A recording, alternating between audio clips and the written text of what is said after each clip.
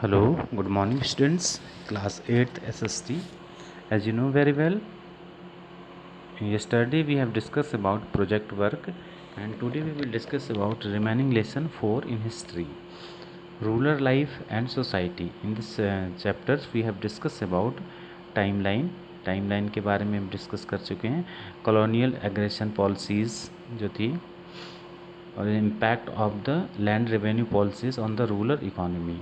And today we will discuss about growth of cash crops, किस तरीके से cash crop की ग्रोथ होती है, नगदी फसल जिसको कहते हैं, किस तरह से बढ़ जाती हैं ये as the result of the industrial revolution of England में जो औद्योगिक क्रांति हुई थी उसके परिणाम स्वरूप किया हुआ कि a lot of raw materials was required, ज़्यादातर कच्चे माल की डिमांड बढ़ गई to fulfil the demands of the industry में इन चीज़ों की डिमांड बढ़ गई कच्चे माल की।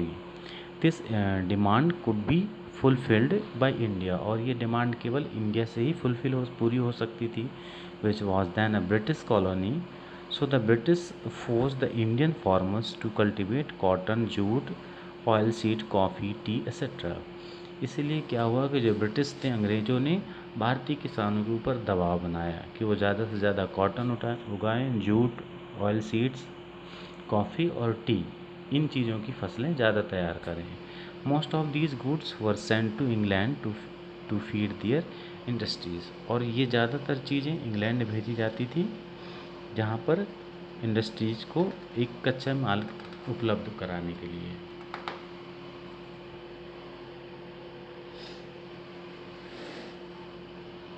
These crops were grown on the large scale, ये फसलें बड़ी मात्रा में उगाई जाने लगी।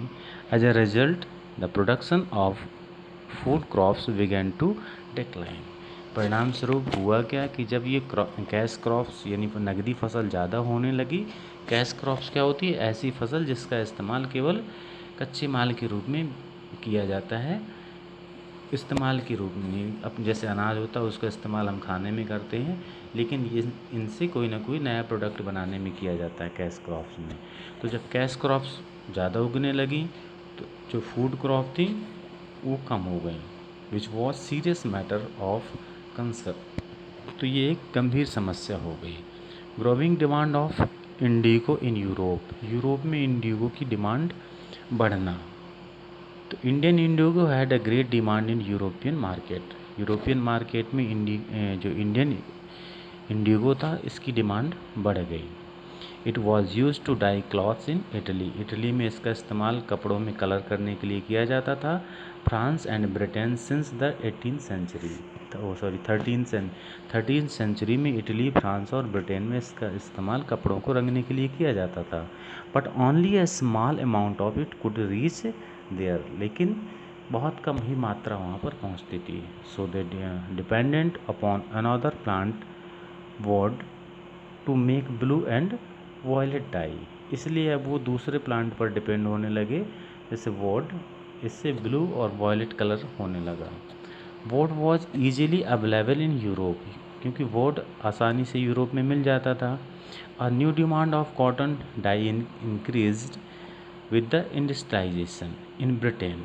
अब ब्रिटेन में क्या हुई, एक नई डिमांड कॉटन की डिमांड बढ़ गई। The demand of indigo from India increase rapidly, तो अब इंडिगो की डिमांड बढ़ानी पड़ी इंडिया में, because the supply from the existing supplies West Indies and America collapsed. The rising demand of indigo force the British to look for the expansions of indigo cultivation in India. जब indigo की demand बढ़ी तब British ने क्या किया, expansions of the indigo cultivation, India में indigo की खेती कराना शुरू कर दिया। As a result indigo cultivation began to expand quickly in Bengal में इंडिगो की खेती बड़ी तेज़ी के साथ बढ़ने लगी। A number of the companies officials gave up their jobs and engage in Indigo trade. Company के जो बड़े बड़े ऑफिसर्स लोग थे उन्होंने अपनी अपनी जॉब छोड़ दी और इंडिगो ट्रेड में इंगेज्ड हो गए। The indigo planters maximise their profit, क्योंकि जो इंडिगो प्लांटर्स थे इंडिगो उगाने वाले जो थे वो ज़्यादा से ज़्यादा लाभ प्रॉफिट कमाने लगे by giving them loan in advance called dead on. और इंडिगो उगाने के लिए वो एडवांस में लोन भी देने लगे जिसको डेड ऑन कहा जाता था। Dead on loan paid to peasant to grow indigo. किसानों को इंडिगो उगाने के लिए जो लोन दिया जाता था उसको डेड ऑन कहा जाता था। They force the farmers to grow indigo instead of food crops. और वो किसानों के ऊपर दबाव बनाने लगे कि फूड क्रॉप्स की जगह वो इंडिगो उगाएं। The farmers being overburdened by loan. अब फार्मर क्या होने लगे, क्योंकि उन्होंने लोन ले रखा था, उनके ऊपर लोन एक बोझ साबित होने लगा, क्योंकि लोन लिया था तो अब वो इंडिगो उगाना ही पड़ेगा। और डेप्थ, कर्ज में डूबने लगे। Could not repay the amount, पैसे वापस नहीं कर पाए due to high rate of interest, क्योंकि ब्याज की दर बहुत ज़्यादा थी। Thus they were brutally suppressed by planters. The price paid by planters were only